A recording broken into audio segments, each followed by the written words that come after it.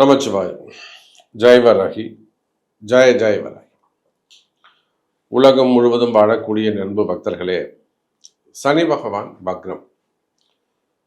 பொதுவா இந்த சனி பெயர்ச்சி நடந்த பிறகு எந்த ஒரு விஷயமும் அவ்வளோ சிறப்பாக இல்லை.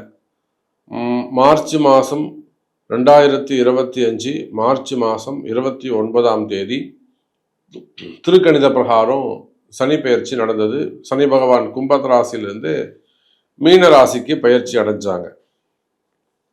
நிறைய பேர் சொன்னாங்க இது சனி பெயர்ச்சியே கிடையாது, வாக்கியப்படி நடக்கக்கூடியது தான் சனி பெயர்ச்சி, திருநள்ளாறு சனி பெயர்ச்சி தான் சரியானது அப்படின்லாம், இது ஒன்றுமே ஆக்டிவேட்டே ஆகாது அப்படின்லாம் நிறைய வாக்குவாதங்கள்லாம் கூட நிறைய நடந்தது. அது நமக்கு தேவையில்லை. பாருங்க, இந்த 2025 மார்ச் மாதம் 29 எப்போ சனி பெயர்ச்சி நடந்ததோ, சனி பகவான் எப்போ மீனராசிக்கு வந்தாரோ, அந்த உட்கார்ந்த நாள்ல இருந்து அடுத்து இந்த பூமி பிரபஞ்சம் முழுவதுமே கலகங்கள், நிறைய போட்டி பொறாமைகள், சண்டை சச்சரவு, யுத்தங்கள், இது எல்லாம் அதிகமாக நடந்துகிட்டு இருக்கிறது நம்ம பார்க்குறோம். அப்போ உண்மையிலேயே இந்த சனி பெயர்ச்சி ஆக்டிவேட் ஆகலை, திருக்கணித பிரகாரம் ஆக்டிவேட் ஆகலைன்னா எப்பயும் பொழுதாலும் இருந்திருக்கணும். மார்ச் 29 இவர் சனி பகவான் மீனத்துக்கு வராரு.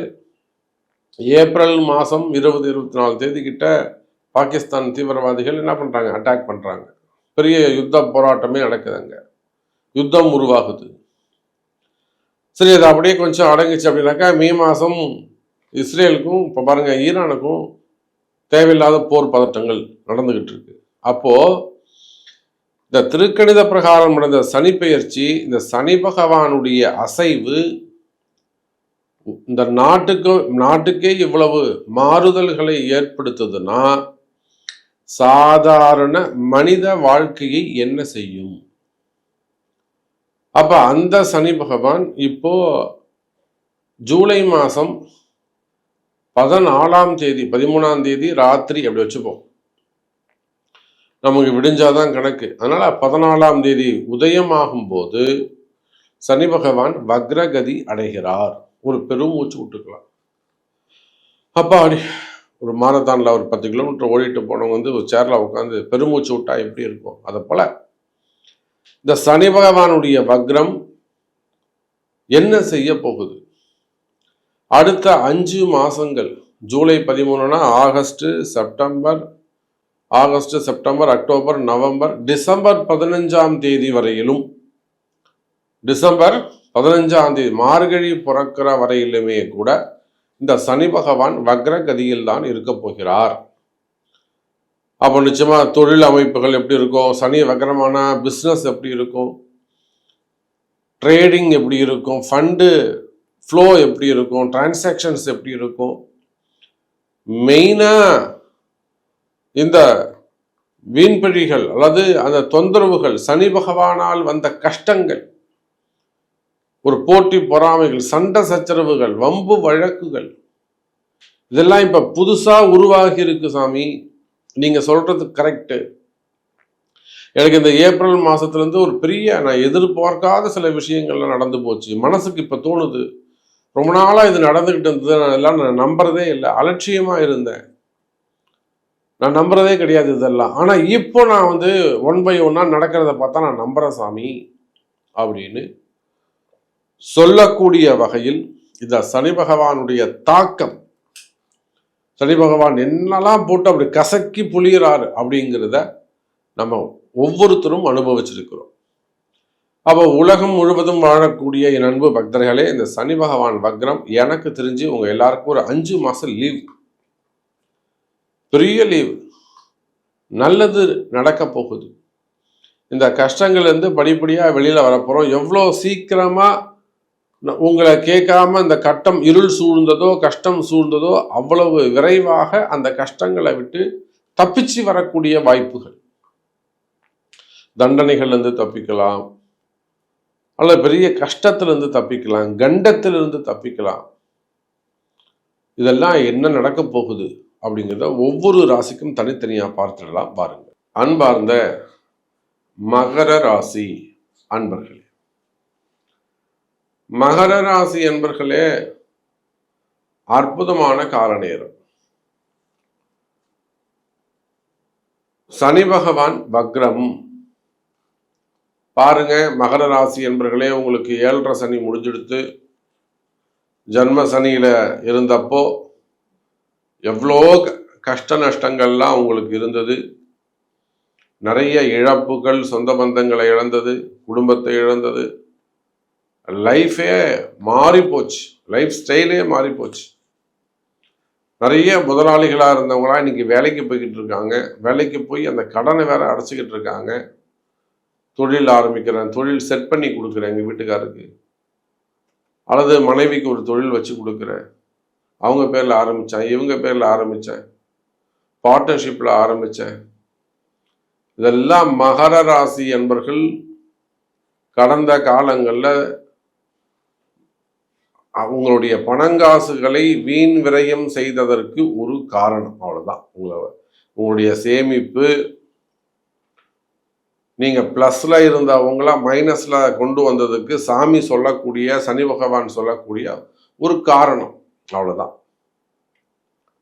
அப்புறம் இப்போ பரவாயில்ல, மகர ராசி என்பர்களை பொறுத்தவரையில இப்போ கொஞ்சம் ரெக்கவரி ஆகி வந்துட்டாங்க, வெளிச்சத்துக்கு வந்துட்டாங்க, வெற்றியை தேடி வந்துட்டாங்க. எப்போ இந்த மார்ச் 29ஆம் தேதி உங்களுக்கு திருக்கணித பிரகாரம் மீனத்துக்கு சாமி போனாரோ, சனி பகவான் போனாரோ, அன்னைக்கே உங்களுக்கு 7.5 சனி முடிஞ்சது. ஆனால் 20% மகர ராசி அன்பர்களுக்கு இந்த வாக்கியப்படி இன்னும் 7.5 சனி முடியாமல் இருக்கு. இதுதான் விஷயம். இந்த வித்தியாசம் இதுதான். எனக்கு இன்னும் நல்லது நடக்கலையா சாமி, சொல்றதெல்லாம் சுபத்துவமான பலன்களை சொல்றீங்க, மங்களகரமான வார்த்தைகளை, நல்ல வார்த்தைகளை சொல்றீங்க, பாசிட்டிவா பேசுறீங்க, ஆனா எனக்கு இன்னும் நடக்கலையே அப்படின்னு கேட்டீங்கன்னாக்கா அதுக்கு காரணம் அதுதான். இந்த வாக்கியப்படி இன்னும் ஒரு 20% மகர ராசி அன்பர்களுக்கு வெற்றி கிடைக்கலன்னா, அந்த வாக்கியப்படி நடந்துச்சுன்னா அதுவும் நீங்க ஜெயிச்சிடலாம்.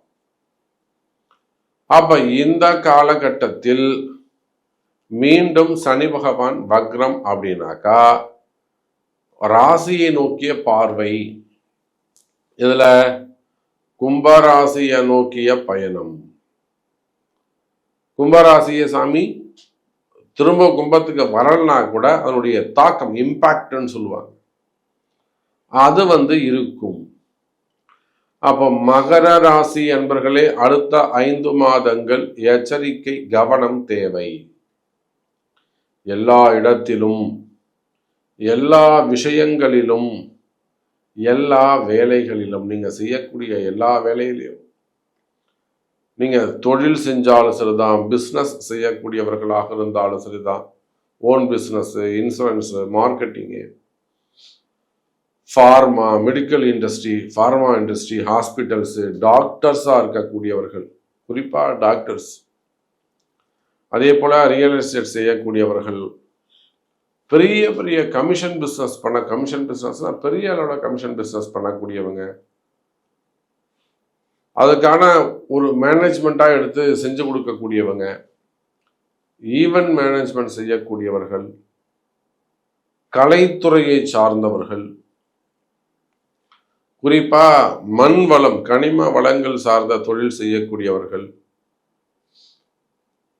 டெண்டர் பிஸ்னஸ் செய்யக்கூடியவர்கள், கவர்மெண்ட் டெண்டர் எடுத்து அது road contract, building contract, drainage contract,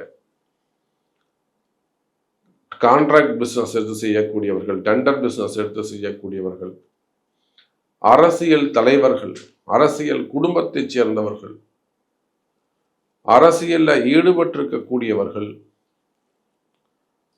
அதே சமயத்தில் அரசியல் சார்ந்து தொழில் செய்யக்கூடியவர்கள், 2ஆம் தர வருமானம்னு சொல்லக்கூடிய கள்ளத்தனமாக மறைமுகமான வருமானம், பிளாக் மணி அப்படின்னு சொல்லக்கூடிய 2ஆம் தொழில் செய்யக்கூடியவர்கள், பிளாக் மணியை ஹேண்டில் பண்ணக்கூடியவங்க, இப்ப இவங்க எல்லாருமே கூட இந்த 5 மாதங்கள் கொஞ்சம் எச்சரிக்கையாக, கவனமாக இருக்க வேண்டும். ஏன்னா இந்த சனி பகவானுடைய வக்ரம் 3ஆம் இடத்துல மகர ராசிக்காரங்களுக்கு 3ஆம் இடத்தில் சனி இருக்கிறார். அவர் திரும்ப பார்வையை பார்த்தாருன்னா நேரா உங்க ராசியை தான் பார்ப்பார். 3வது பார்வை உண்டு. அப்ப இருட்டு அப்படின்னு சொல்லும்போது மறைமுகமான வருமானம், உண்மைக்கு எதிரான வருமானம், இதெல்லாம் இது சார்ந்த தொழில் யார் செய்யறாங்களோ, அப்படி யாருக்கான பிழைப்புகள் உண்டோ, பிசினஸ் இருக்கோ, அந்த இடத்துக்காரங்கள்லாம் கொஞ்சம் கவனமாக இருக்க வேண்டும். நான் இது ஏற்கனவே உங்களுக்கு ஒரு பதிவுலையும் நாம் இதை சொல்லியிருக்கிறோம். சமீப காலமாக கூட திருப்பூர்ல இருக்கக்கூடிய ஒரு அன்பு தெய்வம் இந்த மாதிரி ஒரு கஷ்டத்துல போய் சிக்கல்ல போய் மாட்டிக்கிட்டேன். காசை வாங்கினாங்க, செலவு பண்ணாங்க, ஒரு இடத்துல கொடுத்து வச்சாங்க, அது இல்லாமல் போயிடுச்சு. பெரிய சட்ட சிக்கல்ல போய் மாட்டிக்கிட்டாங்க. கொடுத்தவர் வேற ஒரு பிரச்சனைல போய் மாட்டிக்கிட்டாங்க. அது ஒரு இடியாப்ப சிக்கல் மாதிரி மாட்டிக்கிட்டாங்க. கொடுத்தவருக்கும் பிரச்சனை, இவருக்கும் பிரச்சனை, அந்த இடத்துல வாங்கினவருக்கும் பிரச்சனை. அப்போ இந்த மாதிரியான ஒரு இடியாப்ப சிக்கல் மாதிரி ஒன்னோட ஒன்று பழஞ்சிருக்கும், செயின் லிங்க் மாதிரி இருக்கும். இதெல்லாம் தான் சனி பகவானுடைய காரகத்துவம், கலகம். அப்போ அந்த மாதிரி மறைமுகமான ஃபண்ட்ஸை ஹேண்டில் பண்ணக்கூடியவர்கள் இவங்கெல்லாம் கொஞ்சம் எச்சரிக்கையாக கவனமாக நடந்து கொள்ள வேண்டும். பேர் புகழ் சம்பந்தப்பட்டது, மெயினா பேர் புகழ் சம்பந்தப்பட்ட விஷயத்தில் கவனமாக இருக்க வேண்டும். வீட்டில் பொண்டாட்டி திட்டுறாங்க, உனக்கு எதுக்கு இந்த வேலை, ஏன் போய் கெட்ட பேர் வாங்கிட்டு வர சொல்றாங்கல்ல.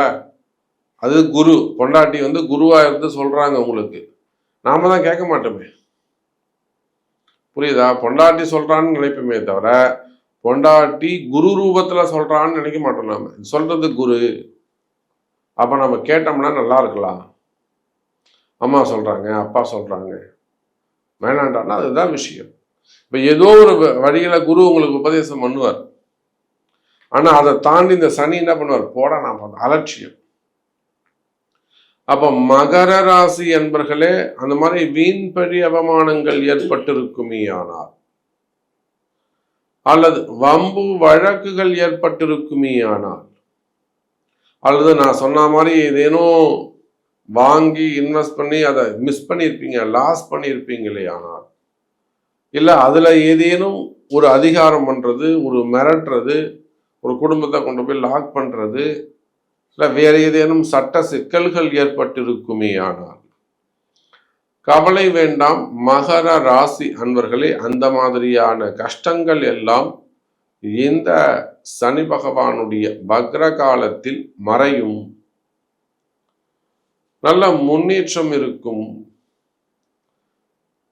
அப்ப நமக்கு தெரிஞ்சு அந்த மாதிரி மகர ராசி அன்பர்கள், மகர ராசிக்காரங்க அந்த சிக்கல்ல இருப்பார்களே ஆனால், ஸ்டெப் பை ஸ்டெப்பா ஒரு சில விஷயங்கள் பரிகாரங்கள் செய்வதன் மூலமாக அவங்கள வெளிக்கொண்டு வர முடியும். நான் அவங்கள்ட்ட சொன்னீங்க, முதல்ல ஊரை விட்டு வெளியில் வந்துடுங்க சார், பண்ணா அப்படி போயிடும், இப்படி போயிடும், பெரியங்கிட்ட போயிடும், அவ்வளோதான் ஓடி போயிட்டான்னு சொல்லுவாங்க. அதெல்லாம் ஒன்றுமே இல்லைங்க. எல்லாரும் அங்கே இருக்கட்டும், நீங்கள் முதல்ல ஊரை விட்டு வெளியில் வாங்க, மெட்ராஸ்க்கு வாங்க, இங்கே அவங்க கூட இருந்து தொழில் நடத்துங்க.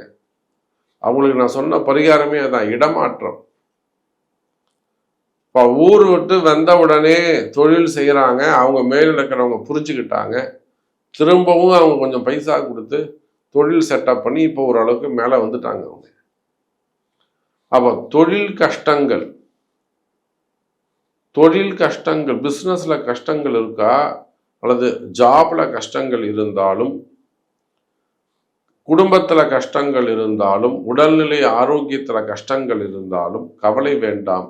மகர ராசி அன்பர்களே, இந்த சனி பகவானுடைய வக்ரம் உங்களுக்கு நன்மையை செய்கிறது என்பதை சொல்லிக்கொண்டு மீண்டும் ஒரு அற்புதமான பதிவில் சந்திக்கிறேன். நன்றி, நமச்சிவாயம். ஜெய் வராகி, ஜெய் ஜெய் வராகி.